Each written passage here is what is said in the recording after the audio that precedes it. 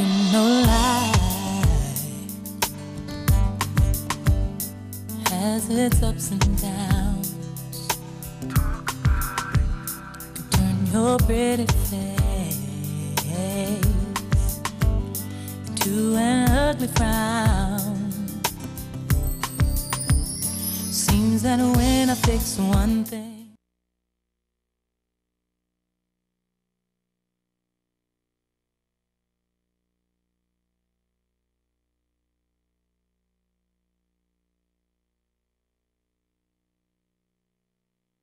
Hello, welcome to The Awakening. I'm your host, Angela Brown. Today's topic is going to be called forgiveness. And we're calling it forgiveness because it's something that I look forward to. And my guest today is Mary Davison. And Mary Davison has been here, I think she said 5 times today. But we're going to look at forgiveness as a recipe.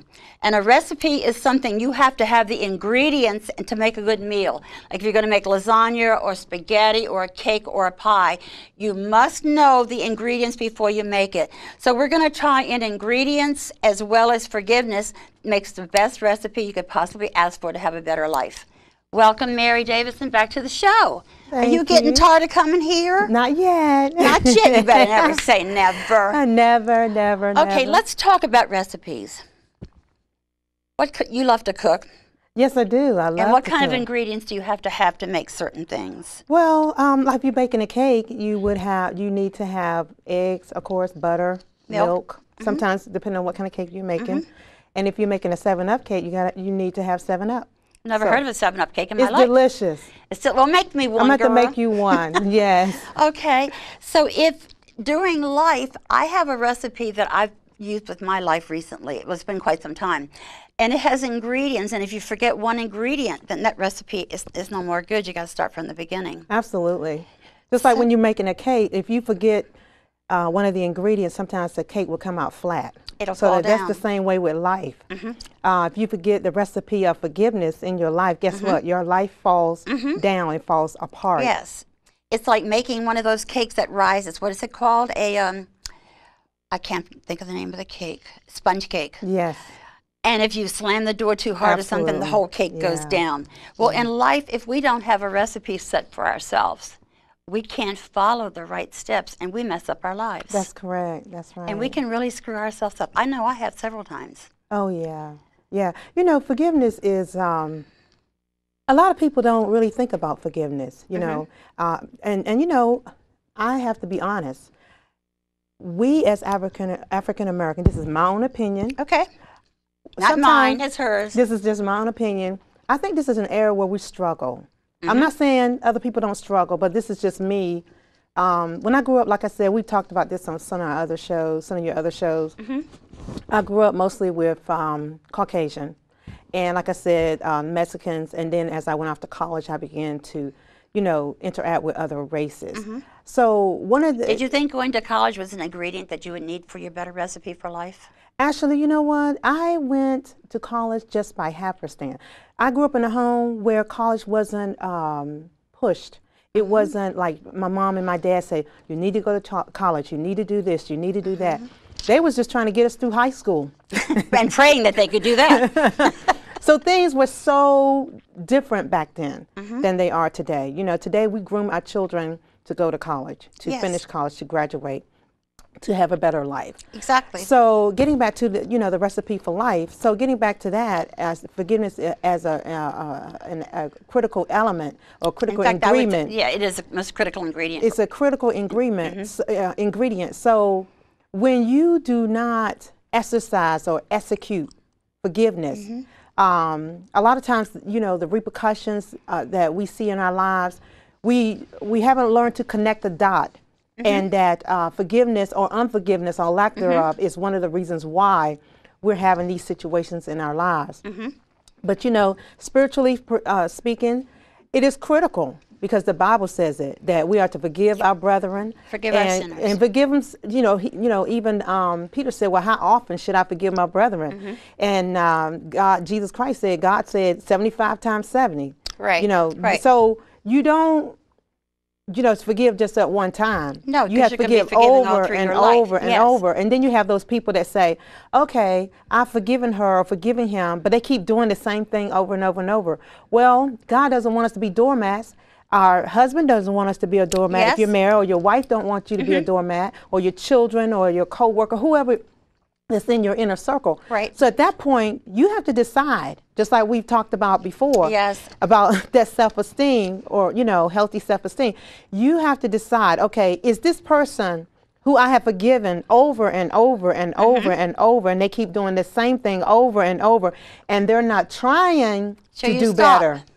Where do you draw the line? So at You that stop. point, you say, okay, you know That what, this is ingredient, not... that ingredient, you don't need that in a recipe. Absolutely. You don't need that ingredient. Not for one person, I mean. But you can forgive, and after a while, if they don't learn anything, then Yeah, you if they're just not walk away. Right, that's right. If they are constantly abusing you in Yes, that area, yes. and they're not trying to make a change, then you might need to reconsider whether or not they need Yes. to be a part of your inner circle. Okay, it's just like choices. That's another ingredient. Absolutely. The choices that you make in your life is going to make or break what you're doing. Correct. Choices is not, I would say, I would put choices before forgiveness, because when you make a choice to forgive, choice must come first, and then the forgiveness can follow that. But making choices is something that you've got to take responsibility for. True. Okay? True. Suppose you came in here and said to me that, Angie, you don't look right. You know, I don't like the way you look. And I would say, well, I'm sorry about that, but that's what I'm wearing today. And if you don't like it, there's the door. That would be rude, I know. But you know, you don't deliberately set out to use a recipe ingredient on her and to hurt someone on purpose. Right. You agree with right. that? I agree with that, yes. Okay, I'm glad. Okay. Yeah. Then responsibility. That's another very, very big ingredient. How do you got two daughters, okay? How do you feel when one of them comes to you and said, Mom, why did you do that to me? And you didn't even realize you did something. Right, right. Because I have a son who says that, Mom, why do you cry when I was in the hospital? You know it's going to be okay. I said, I cry because I love you. Right, right, yeah. Love is so big. Yeah. And you know, like you said, regarding responsibility, we teach our children as they're growing up to take responsibility for their actions or their behavior. So as adults, what I learned is that I have to take responsibility for my action, for my choices. Yes, you do. And when things don't turn out right, the way I want them to, the way we want them to, you have to take ownership with that too. You do. You own it. You own it. You own it regardless. You own it regardless. If it turns out good, you own it. If it turns out bad, you own it. Yeah. Either way, but you'd like for it to turn out good, wouldn't you? Absolutely. But we then always you want have good. You know, we can't always be perfect. We can try. I know, but it's so but it doesn't. Right. Absolutely. We can try. We can try. We can try. Yeah, there's nothing wrong with having goals and having a prize at the end of the race, something to shoot for. Exactly. And I think when we do something really, really good for ourselves, we should be nice to ourselves. Right. If it's nothing more than say, I'm on a diet, but I'm going to go get me that piece of cake. Or I'm going to have that extra cookie, because at the time you feel you deserve it. But sometimes after you eat it, you say, I shouldn't have done that, you know. But life is give and take. Yes, it's give and take. It's give and take. It is. I just can't believe we've been together for 5 times already. Yes, yes. Yeah, it's very, very good. Yes, it is. And responsibility, let's go to that one. That's another ingredient. We have to take full responsibility, like we just basically said, that what we've done, and how do we go about correcting a responsibility that we've thrown on someone else's back? Wow, that's a good question. That's a very good question. That's a very good question, because some people never take ownership. They allow other people to take the blame for something that they've done. And you know, I said to one person a while ago, I said, how do you sleep at night?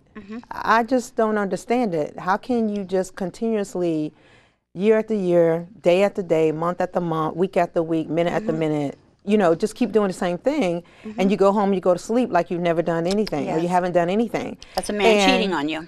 Let's throw that in there. It could be that, but it could be so many other things, like people who borrow money and they don't pay it back. People who say they're going to do something and they don't do it, or they like, for example, if someone says, oh, you know, catch the train to Bowie Station, I'll pick you up, and they don't show up. And they don't show up. There are people you don't even want to be with. Yeah. Yeah, that's a pretty hard thing to say, but it's true. I don't want to be with a person like that if they don't keep their word. Right. Because they don't respect you. Right. And they don't want you for a friend. Right. Well, you know, I look at it like this. Everybody, like you said, everybody deserves a second chance. Yes. Everybody makes mistakes. Right. I think where we run into problems with forgiveness or lack thereof is we don't know where to draw the line. I do. I've learned Sometimes the hard way. we don't know where to draw the line. We you know, we become doormats. We become enablers. And we become abused women. Right, and we have to learn, and that goes back, and we've had, you know, we've already had a show about self-esteem or Yes. lack of self-esteem. Right, or lack thereof. It goes back to self-esteem, and I think basically our choices is based on self-esteem. Taking responsibility for things that we do wrong is based on self-esteem, and all of that goes back to how you are raised. It does. How you are raised. If you're raised in an environment or a home where you're taught to forgive, Yes. or where you're taught to say thank you, you have manners in your home. You you know, you don't just go in the refrigerator. You say, well, mommy or daddy or, you know, whoever you're living Yes. with, can I have a, you know, a soda or a soda pop, or can I have a piece of cake, instead of just going in there and just taking it, and it might belong to your father or somebody. So if you're not raised to respect other people's things, then a lot of times those people become adults that don't respect other people's things. Those people who are not raised to forgive, they become adults that don't forgive. That's why when you get in a relationship with people, whether it's platonic or whether it's a sexual relationship, whether it's a Christian relationship, regardless of what type of relationship, friends, when you get into this relationship, there are some people that have a hard time saying, I'm sorry, please forgive me. Because they've never heard it. That, and also too, is that they're used to getting off with things and nobody gives them any reprimands for them.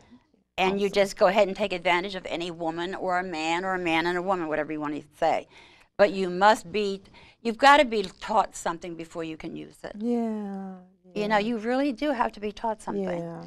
If you don't get it when you're you don't get young, when you get older, if you're in a relationship with somebody and the person bring it to your attention, all you have to do is just humble yourself.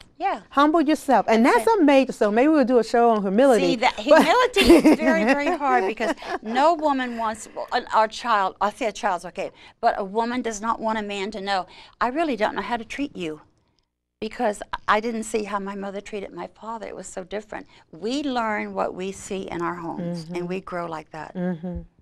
I know that for a fact. So, what's another ingredient? Well, just like we were just saying. Letting go. Yeah. That's a very hard ingredient to bring into life, is to let go on something. Suppose you've been with a guy, or I could be with someone for 3 or 4 years, and the relationship is perfect. And then all of a sudden you find out on his Twitter line or on his computer or wherever thing he's using, he's cheated on you. And you have it right there in black and white. Do we think, well, should I give him one of my ingredients? I'm going to forgive him and he's not going to do it again? So how would you react to something like that's that? a good question. Because and I know, and I got the answer, but I want to hear from you. Because there's so many people who find themselves in that type of a situation. Only and if you put yourself there, Mary. Well, sometimes you don't necessarily put yourself. It's because of the choice of another individual. Your partner perhaps has made a decision to sleep with someone else. And when that happens, you have a choice to make. Well, for me, if that was the situation for me, the first thing is, okay, what happened? Was there a breakdown in communication between, us? Or was it something that I did? Was it something that you did? Enough sex? That too.